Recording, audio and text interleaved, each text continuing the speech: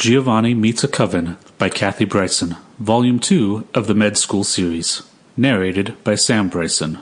Cover art by Candida Martinelli, with thanks to Starla for her hair, but not her attitude, and Thelma for her attitude, but not her snake. Chapter 1. Giovanni surveyed the counter in front of him and wondered if he could move the hematology analyzer to make room for his espresso machine. Technically, the hematology analyzer belonged in the storage area with the morgue's clients, rather than in the front office. But equally technically, his espresso machine didn't belong in the morgue at all. But it had been an unexpected and particularly welcomed Christmas gift, and Giovanni didn't want it left where it might get damaged. Most of his things were stored in one friend or another's closet.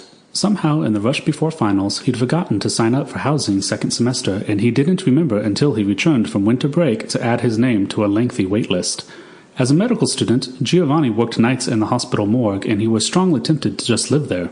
After all, he'd taken the job so he'd have plenty of time to study in peace and quiet. Mr. Lively, the morgue manager, was being very nice about Giovanni staying temporarily in the morgue, keeping his clothes tucked in a desk drawer and using the staff room upstairs for showers. It wasn't like their clients were going to complain. He laughed in his shy, awkward way. He was being incredibly nice about ignoring Rufus, the gigantic drooling mastiff who followed Giovanni around everywhere. But while it would be cheaper to live in the morgue for the rest of the semester, Giovanni thought, it wasn't fair to Rufus. The enormous beast needed some place to sleep where he wasn't being stepped on or over regularly. He also needed regular walks and huge amounts of kibble, but that was just an excuse, and Giovanni knew it. Last semester, an elderly patient left Giovanni the dog after he accidentally killed her in a panic when she sat up in the morgue one night.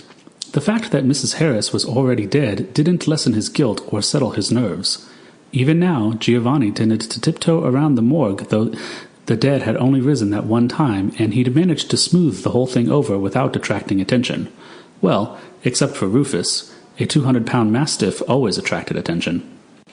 The fact that a dead woman gave Rufus to Giovanni made it incredibly awkward to explain how he'd come by the dog in the first place. The few rescue organizations he'd contacted wanted Rufus's backstory before they'd considered taking on a dog that large.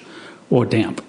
More than one Good Samaritan had backed away, grimacing and wiping a dripping hand after reaching out to pet Rufus. Giovanni sighed and tucked the espresso machine into a corner near the small sink. The dog was the biggest reason he was having trouble finding a place.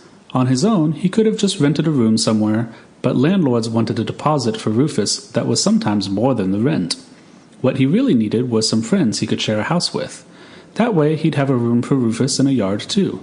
But one semester into medical school hadn't been enough time to amass the extensive network of buddies he'd accumulated as an undergrad, and moving down south had meant leaving his dozens of cousins behind in New Jersey.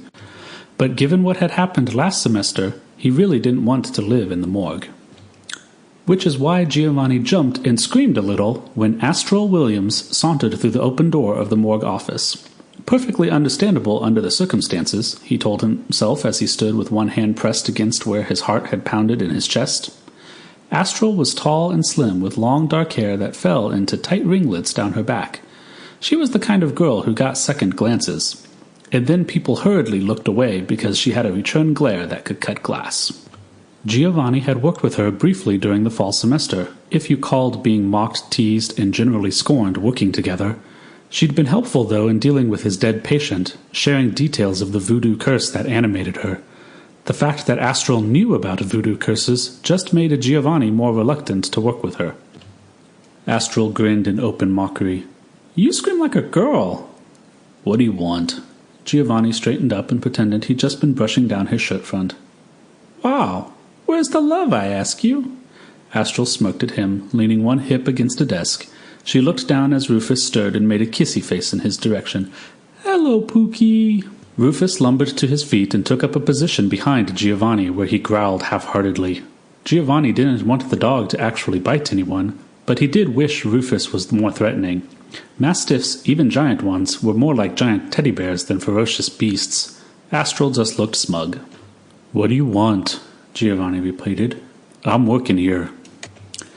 "Yeah, I can see that." Astral raised an eyebrow at the kitchen supplies Giovanni had dragged across his desk. "I hear you need a place to live."